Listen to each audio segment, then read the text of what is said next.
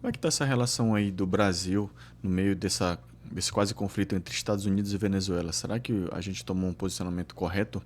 Bora discutir aí, pessoal, sobre essa questão, tá? Para quem não me conhece, sou o professor João, sou professor de Geografia, tá? No vídeo de hoje nós vamos falar um pouquinho sobre qual o papel do Brasil dentro desse contexto geopolítico aí, né, dos Estados Unidos com o presidente Trump e a Venezuela, né?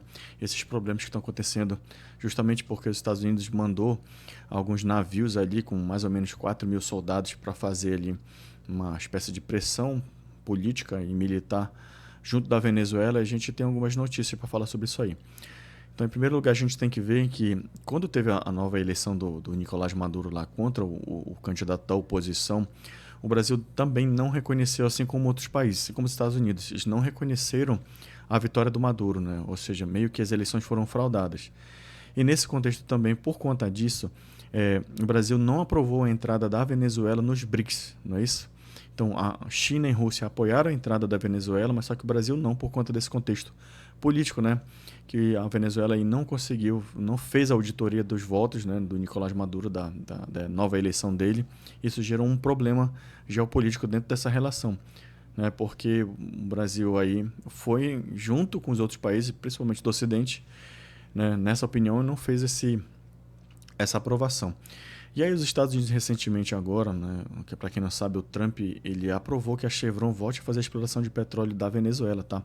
Mais ou menos um quarto da produção do petróleo da Venezuela é explorada pela Chevron, tá? Que é uma empresa americana. E também ele alegou que o Estado venezuelano é visto hoje como um narco-estado, né? E aí ele acabou meio que adotando essa política militar meio de imposição, né? Levando esses navios com esses 4.000 soldados para a costa ali próximo da Venezuela. E não se sabe se ele vai ter uma atitude de realmente querer invadir o território venezuelano, o que é bem improvável, tendo em vista que é, 4.000 soldados, né, frente a um exército de um país inteiro é muito complicado, né, como a Venezuela, que agora recentemente teve uma notícia aí que saiu nos sites militares de que mais de 383 mil soldados venezuelanos estão ali à disposição do governo e que alguns milhões, né, segundo o governo venezuelano, estariam à disposição da milícia, né, a milícia bolivariana estaria ali presente para caso houvesse uma invasão militar dos Estados Unidos, né? E aí ficam alguns questionamentos, por exemplo, por que os Estados Unidos não fez esse mesmo movimento militar na fronteira com o México, que é considerado um país também que tem um narcotráfico gigantesco, não é isso? Também a Colômbia, por que não foi feito isso? Então fica meio aqui que transparecendo que é um interesse puramente econômico no petróleo da Venezuela, não é isso? E aí, além disso, por exemplo, tem análise de outros especialistas que, inclusive, até defendem uma geopolítica de um golpe de Estado, né, na Venezuela para literalmente assumir um governo democrático. Olha só, por exemplo, tem um vídeo do professor Roque que saiu, vou deixar aqui o link, que ele literalmente defende que seja feito um golpe de Estado, né, para não acontecer algo, um movimento militar violento numa guerra entre Estados Unidos e Venezuela, seria melhor que ou matassem um Maduro ou que simplesmente tivesse um golpe de Estado. E que lá teria esse problema porque justamente para ter esse golpe de Estado teria que utilizar principalmente os militares da Venezuela. Os militares da Venezuela estão do lado do Maduro. E que para acontecer esse golpe de Estado seria também necessário que eles tivessem a garantia de que seriam anistiados por crimes de perseguição política que eles fazem, eles realizam contra a oposição venezuelana, né? Segundo aí o professor Roque. Então, assim, cara, um tipo de fala desse é muito complicado, você defender um golpe de Estado num país para tentar trazer um processo democrático que é visto a Venezuela não como uma democracia, segundo o professor Roque, é muito complicado. Então, como é que você vai defender um tipo de opinião dessa que eu acho muito, muito polêmica, né, com relação a isso? E o Brasil, nesse contexto de não acreditar, né, na eleição democrática do Maduro, acabou não apoiando.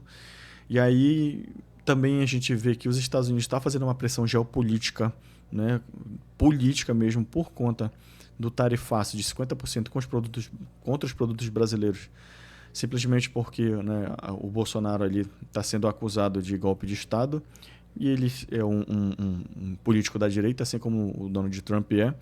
né, porque já foi provado por outros documentos que simplesmente não se tem ali algo concreto para que o Donald Trump possa fazer esse tipo de política, que é o caso, por exemplo, de dizer que o Brasil tem uma relação positiva na balança comercial, quando significa que o Brasil exportaria mais do que importaria dos Estados Unidos. Na verdade, isso não acontece.